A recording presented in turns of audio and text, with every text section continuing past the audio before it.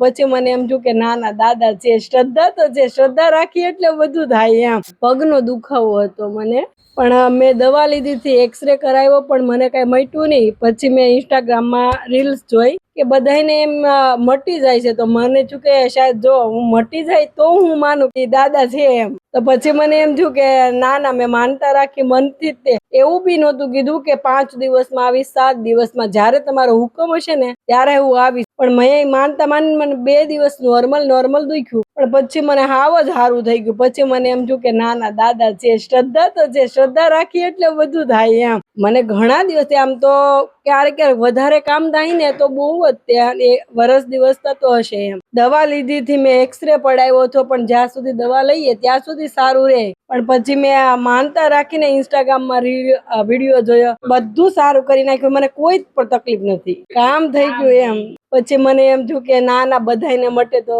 ભગવાન તો છે, તો ખરી શ્રદ્ધા છે તો બધું છે. જય કાકા બળી દાદા, આવનું સારું કરજો. કૈલાસબેન, રાળગોન થી બગદાણા પાસે.